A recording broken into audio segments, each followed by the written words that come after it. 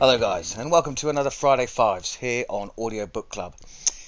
Now, you might be aware that there is a global pandemic at the moment. So this Friday I thought I'd cover apocalypse fiction just to cheer you guys up. So we're going to go with top 5 apocalypse series or books this week. Obviously no Harry Potter. I will of course be sticking to direct apocalypse, so not stuff that happens 200 years after the apocalypse, like the Hunger Games or anything like that. Won't be included in this list. But first of all, if you are in a country that's affected, which is probably most of you, please stay safe, be prepared, and make sure that you look after yourselves before you try and look after anyone else. Your safety in this situation is paramount to everything. So just be prepared. Don't go all out, don't go full prepper, don't do anything stupid like that, but just look after yourselves. Anyway, let's get on with the top 5 apocalypse novels on Audible. Okay, so at number 5 on the list this week we have Commune, a series by Joshua Gayu. It's a post-apocalyptic novel, obviously. It follows on after the events of a coronal mass ejection.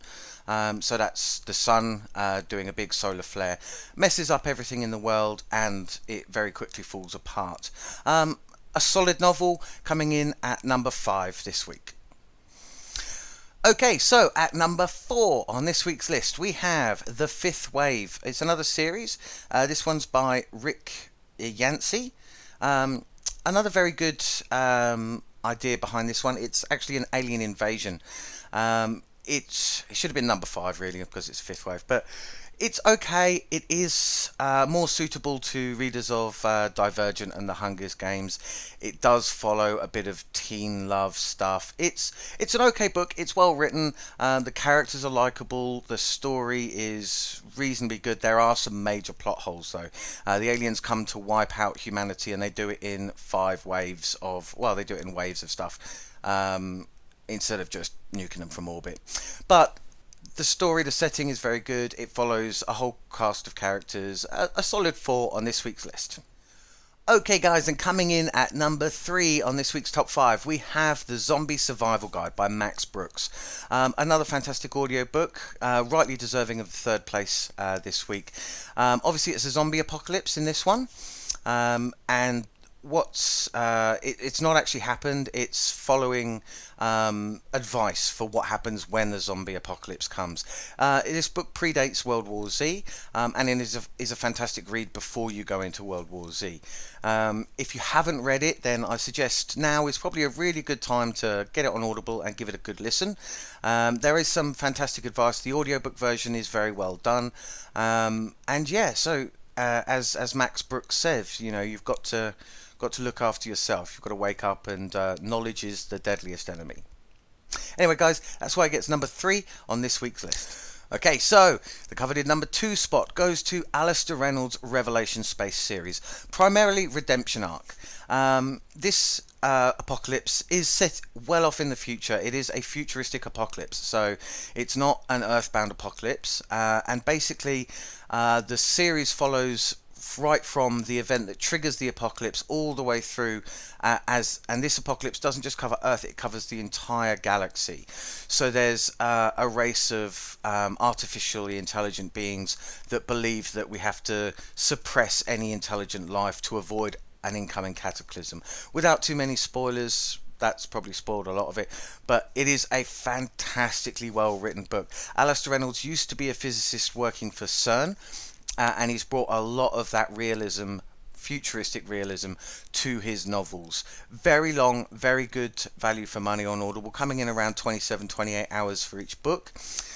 They are some of the best written books you will ever come across, and it's not a traditional apocalypse, but if you read the whole series you will see that it is an apocalypse that spans many worlds over many years. Fantastic book. Number 2 on this week's spot. Okay, guys, so this week on the number one spot. Last week it got number three best series for Audiobook Club. This week it gets number one best apocalypse fiction. And it is, of course, Devon C. Ford's After It Happened series.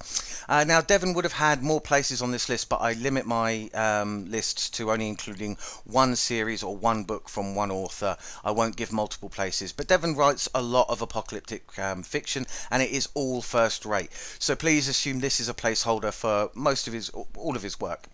But anyway, fantastically well written, follows very well developed characters on a day-to-day surviving the apocalypse. It is set just after the apocalypse, so the majority of people are gone, and we find our main protagonist, Dan, getting on with life and trying to survive. It follows my favourite parts of apocalypse fiction, you know, the setting up of new societies, dealing with other survivors, the positives and negatives of people's behaviour. Set in England, it is very apt right now. And later in, towards the end of the season, Devon does actually cover some of the reasons behind the apocalypse, and without giving away too many spoilers, there are some parallels to some of Trump's latest announcements about what type of drugs will be used to combat COVID-19. But anyway, guys, if you haven't listened to it, now is a perfect time, especially if you're in self-isolation. It will give you hope, and it will definitely cheer you up just because it's such a good book. Leah is one of my all-time favourite characters. She even got her own spin-off series. All available on Audible now, and definitely recommended. So anyway, guys, that's it for this week on Friday 5's. Coming up in a couple of weeks, we do have our next Audiobook Club review. It is going to be Ready Player One. Low-hanging fruit, I know. So that will be coming out at the beginning of next month. Everyone, please stay safe during this event. It could very quickly develop into something much worse than it already is, and it is already catastrophic. Australia doesn't seem to be paying attention. I think today they're probably starting to wake up to what's happening. America and England doing very well, and hopefully we're going to stamp this down. For anyone that is worried, of course, don't forget I have a weekly vlog about my homestead here in Bulgaria, where I'm living off the land.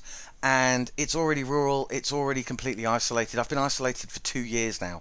So I'm in no danger, my homestead is in no danger. But I'm still taking a few precautions and still making sure that I have enough stock to last me. I always have a prepper pantry anyway, so it's fine here.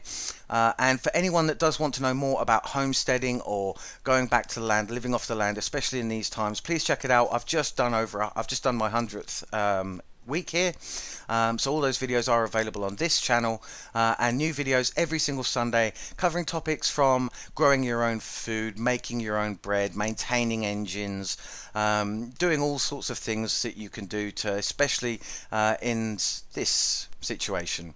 It might be a reflection that city living probably isn't a good idea for many reasons.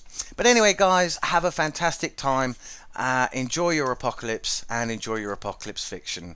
Have a good one. I'll see you this weekend.